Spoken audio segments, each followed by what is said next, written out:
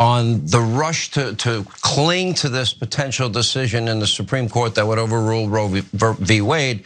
Number one, Joe Biden supported a constitutional amendment to get rid of it. Interesting, he's not been asked the question. Ruth Bader Ginsburg pretty much saying and arguing what I had said all my career, which I thought it was bad law. It'll be returned to the states. Abortion is not going to be unavailable or illegal in America, so they're demagoguing that issue. I'm arguing the reason they're doing it is because they don't have anything else that they can run on and say, hey, we did this, this, and this, and we're all better off because of it. Am I wrong? Well, I think when you look at the different efforts to assault our freedom and democracy, it continuously points to the fact that they're afraid of the people. They're afraid of us. They're afraid of this question being put to the people through their state legislatures, for the people's voices to be heard. So that is, of course, Tulsi Gabbard, leftist, she would have you believe. She was brought on Sean Hannity to represent the left, to give a leftist perspective on the fact that the Supreme Court is killing Roe v. Wade. And she immediately began talking about the assault on our freedoms, but she was not talking about reproductive rights. She was not talking about those freedoms being taken away or the next steps that they might take to get rid of same-sex marriage, interracial marriage, allow for forced sterilization.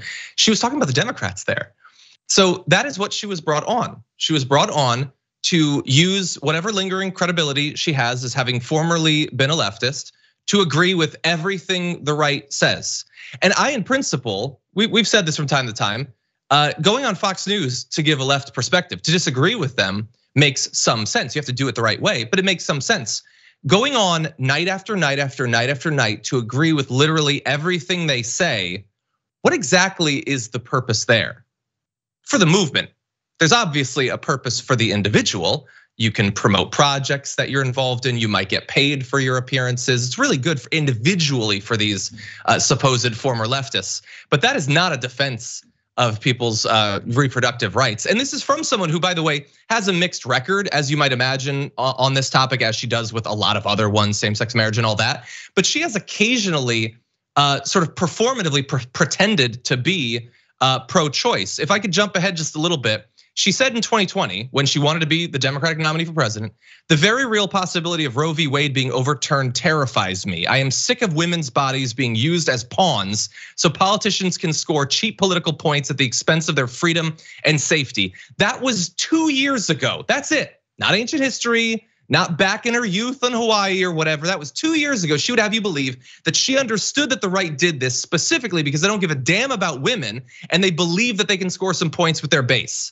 Now, who's scoring points with the right on this topic? In that video, it was Tulsi Gabbard.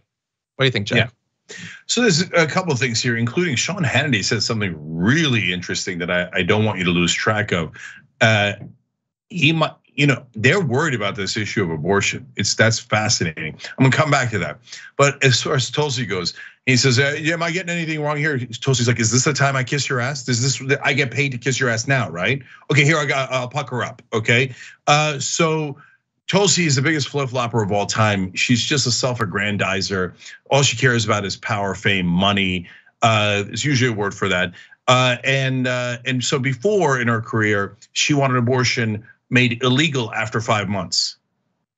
Then she turned around because she thought she had an advantage pretending to be a progressive and did that quote that John read you about how the idea of Roe being overturned terrifies her. It terrifies her. Now you saw her right there say, the state should have the freedom to decide. Well, that's the exact opposite of Roe. Then you think Roe should be overturned so that the states can decide and there should be no constitutional ban on abortions, like on the right to have an abortion, right? So, and by the way, later in the interview, she reiterated she's definitely against Roe now. What is the only thing that changed between her earlier policy where she said taking it away terrifies me to now celebrating that it was taken away or is going to be taken away on Fox News with Sean Hannity? The only difference is cash. They made it rain. Her, Glenn Greenwald, Jimmy Dore, all those guys are like, oh, Republican money, I love it, I love it. Okay, So they stripped down their original ideas and now have adopted right-wing ideas. But really, right-wingers, do you fall for this trick? Do you still fall? Are you that dumb? Like, oh, this is leftist Tulsi Gabbard. She now, because we paid her a lot of money, agrees with everything we say. Oh, look at her. Even the left agrees. We are so reasonable. Man, Fox News has been doing that trick for 20 years now. You guys still haven't caught on? God, you guys are pathetic. The only thing I would add to that is it's fairly see-through why some right-wingers would like to see someone who they can put a chyron and say that they were a leftist or a liberal or whatever. Like they'd have Dave Rubin on and pretend that at any point he was actually on the left. Because they want to believe that they're persuasive. That's why they love Ben Shapiro. They love the idea that he's persuading people. It's a fiction, it's not true. But the issue is that they, as you say, they've been playing this game for like 20 years. They'll have, a Democrat or a leftist on or whatever. But at that point, they would still disagree to some extent. The issue now is if you want right-wing viewers, if you want right-wingers to subscribe to your Substack, if you want right-wing money, there's no room for dissension. There's no room for mostly agreeing with them, but being off on a few other things. You can't do that because everybody's been trained to expect 100% purity. It's like Breaking Bad. They're not gonna go for the inferior product anymore. So you're gonna barter whatever credibility you still have in people remembering that at one point you were a leftist, but you can never say anything that disagrees with the right wingers. So at a certain point, like this is a question for the conservatives. What is the point of all this? Like, why watch one of these former leftists when they're just doing a Tucker Carlson impression? Or in the case of Tulsi, she's doing a Sean Hannity impression. Why are you wasting your time with that? Why not just go for the more authentic grifter? Yeah, I'll tell you why, John, because they enjoy the minstrel show. I think that they like to see Tulsi and Glenn and Jimmy and Dave Rubin come out there and humiliate themselves. I think they get a good chuckle out of it. They're like, oh, look at this. We're making him dance.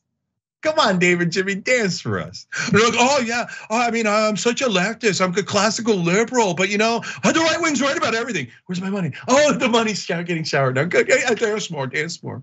Okay, pathetic, sniveling little, et cetera. You get it. But I'm gonna come back to the Hannity point. Did you guys notice? He said abortions are not gonna be illegal in America. What are you talking about? Scared. It's 16 states automatically trigger laws that make abortion illegal the minute the Supreme Court drops that decision in June. That's next month.